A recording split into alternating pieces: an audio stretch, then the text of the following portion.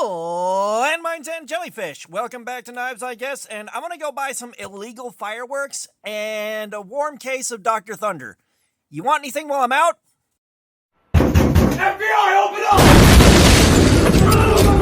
up! But while I try to post bail, let's take a look at the Temu High Times knife. So we have got a painted blade here, but let's take a look at what we're holding because it'll bother you if I don't.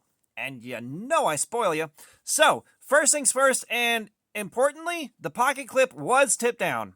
I hate tip down, but we all live in sin. We have got the plastic sublimated ink on the scales.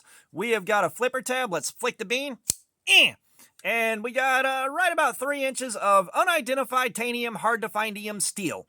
And of course, the blade is painted. So, after we did the Holtzman's Gorilla Survival, I was very, very disappointed at that performance, so we needed to kill some time. We needed to kill a couple hours, so we broke this out and decided we were going to start working on wearing the paint off.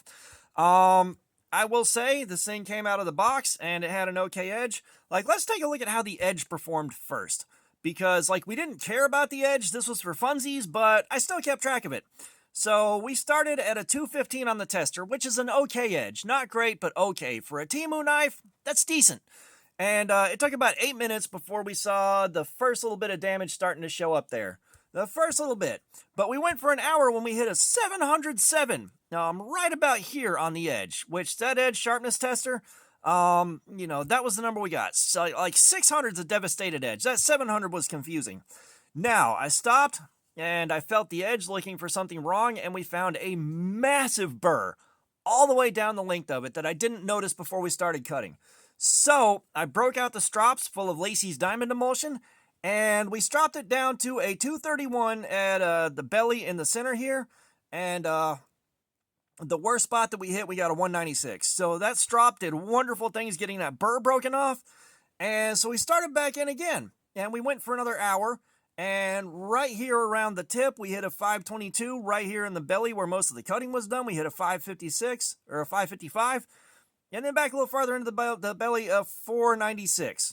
Okay, so we did stop, and I took the opportunity to do some freehand sharpening. You should always practice some freehand sharpening occasionally if you're like me and prefer a fixed angle system.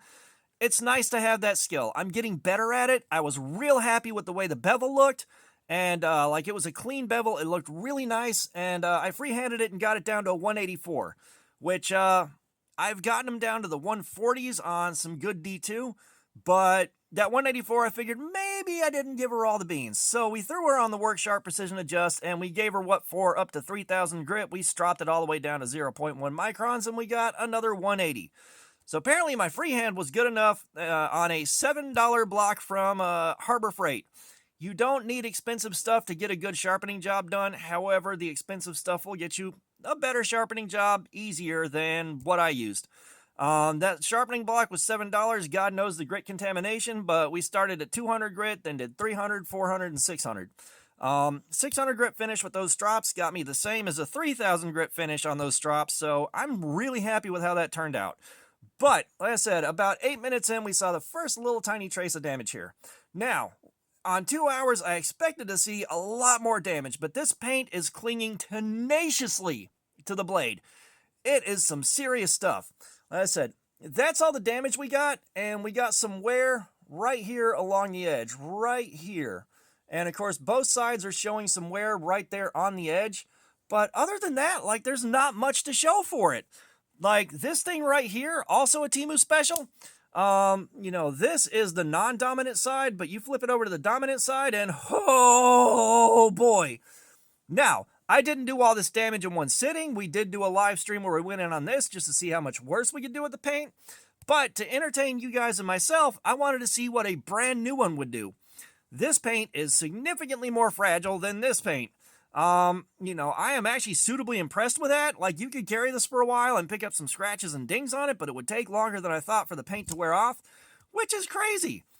That's crazy. We're going to go back in on this at the end of another live stream just to kill a couple more hours just to see what it does. I'd love to have more to show for this and really get that paint worn out. But, it held up plenty good. It did heaps good. So, we'll take a look at where the edge is now, and we'll get a test on it just to show you the edge sharpness tester. But like, you know, this is the same edge quality I got off of freehand sharpening. It's the same kind of edge that I got, which I'm really happy with that freehand job. I kind of wish I would have kept it like that. But let's get the sharpness tester out. We'll take a look at it real quick.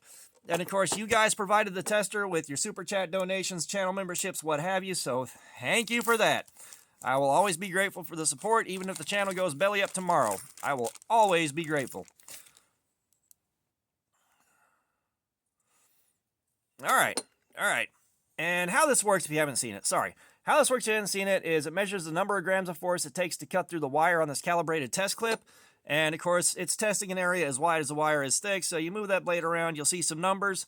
We're just getting a good ballpark figure for comparing edges to other edges. Like, there is some variance to this. They're not the most scientifically accurate thing in the world, but they give you a way to quantify something that's otherwise hard to quantify on camera. Everyone stand back. I'm arming the boy. Alright, what do we got in here? Shoot, I pulled a 135. Okay, so that's what I'm talking about. We're going to try one more. We're going to go a bit slower. We're going to see if the number changes.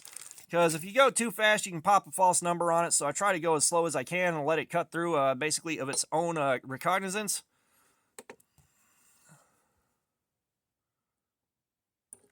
$165. Okay. So that's what I'm saying. Like, you can go too fast and pop a false number on it, and that's where some of the guys don't trust them that much, which is why I try to go very consistently. I will admit, I popped that first one a little fast. I saw that 135, and I knew that number wasn't quite right, so we did it again and went slower. That's how that works, and that's why guys don't trust these things 100%, and that's why I say it gives you a good ballpark figure. You know, with the kind of pressure on the second one, that's consistent with what I do with all of my other tests.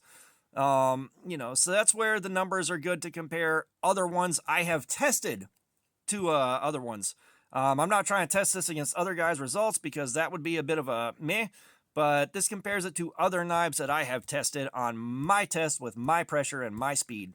So that was a bit of a ramble, but you know, we get a lot of comments about that, and you guys saw, you go too fast, artificially low number. You go slow, you get the right number. And again, I knew I went too fast, so we did it again slower. But yeah, you guys know I love sharing with you what happened during Cardboard Slayer. That's what happened to this thing. So all that being said, thanks for looking at my crap. Subscribers, you guys are awesome. Y'all keep coming in. I appreciate you so much. If you haven't subscribed, please do. We have got our regular live streams, plenty of the regular videos. There's plenty of activities.